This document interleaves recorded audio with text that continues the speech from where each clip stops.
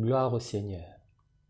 Nous sommes heureux et très contents de nous retrouver encore une fois pour partager autour de la personne et de l'œuvre de Jésus-Christ. La Bible est claire. La Bible dit que Dieu a tant aimé le monde qu'il a envoyé son Fils unique afin que quiconque croit en lui ne périsse point, mais qu'il ait la vie éternelle. Bien-aimé, j'attire ton attention sur un petit mot ici, quiconque. Pronom personnel indéfini. Dans le quiconque, il y a tout le monde.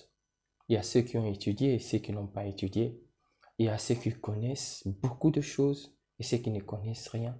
Il y a ceux qui ont beaucoup d'argent et ceux qui sont dans la pauvreté la plus abjecte.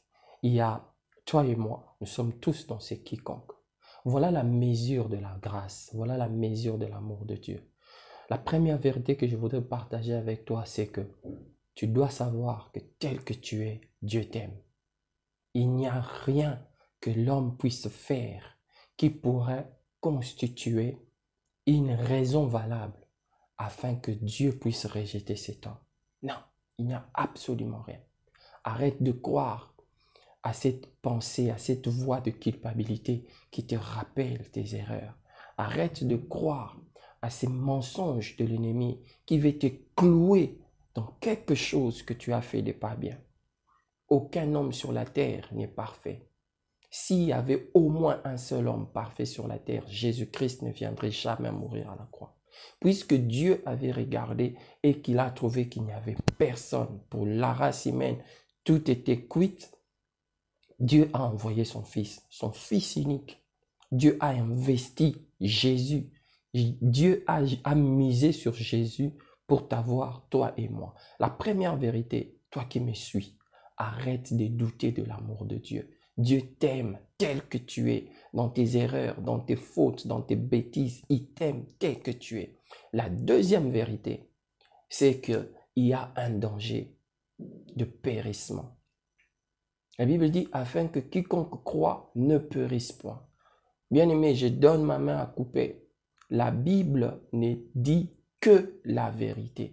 Alors quand la Bible parle d'une éventualité, c'est que, non, pas d'une éventualité. Quand la Bible nous met en garde contre une chose, c'est que cette chose est sûre, cette chose est certaine, cette chose est vraie. Aujourd'hui, on n'entend pratiquement plus parler de l'enfer. Je ne sais pas trop pourquoi, mais par la grâce de Dieu, je voudrais au travers de cette vidéo que tu te rappelles que le plus grand danger auquel l'homme peut être exposé, c'est les dangers de l'enfer.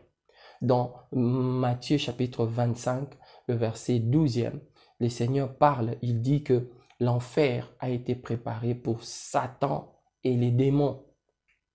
L'enfer n'a pas été préparé pour l'homme.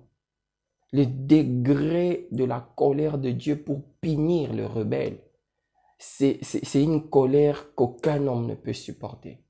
Bien-aimé, toi qui entends, toi qui as la grâce de me suivre au travers de cette vidéo, je voudrais te rappeler, te certifier qu'il y a un danger auquel tu peux te sauver. Le danger de finir toute ton éternité dans l'enfer. C'est ce que la Bible parle de, afin que quiconque croit ne périsse point. Le périssement ici, c'est pas lié au fait de perdre cette enveloppe corporelle, physique. Le périssement ici, c'est de rentrer dans l'éternité dans une position qui n'a pas été celle prévue par Dieu pour toi. Nous existerons tous, mais pour vivre éternellement, nous avons besoin de faire un choix de notre vivant. Réponds au don de Dieu en te donnant, en donnant ta vie à Dieu, en donnant ton cœur à Dieu. Dieu ne cherche pas ta poche, il ne cherche pas tes diplômes, il ne cherche rien de tout ce qui peut susciter ton orgueil, ton égoïsme, ta fierté. Tout ce que Dieu cherche, c'est ton cœur. Donne-lui ton cœur. Donne-lui ton cœur. Il est écrit dans le proverbe, mon fils, donne-moi ton cœur. Dieu est le seul qui ne détruira pas ton cœur, toi qui as été brisé dans une relation. Dieu est le seul qui ne va pas te trahir, qui ne va pas te décevoir. S'il te plaît, Fais-lui confiance. Donne-lui ton cœur.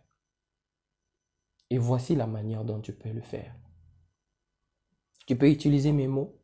Tu peux mettre pause à cette vidéo et utiliser tes propres mots. Mais je te donne un petit canevas.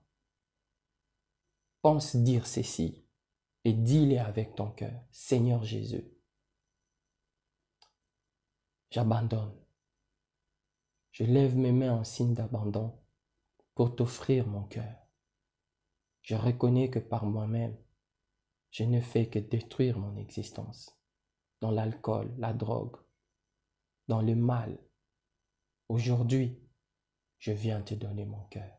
Prends mon cœur. Fais de moi un enfant de Dieu. Amen.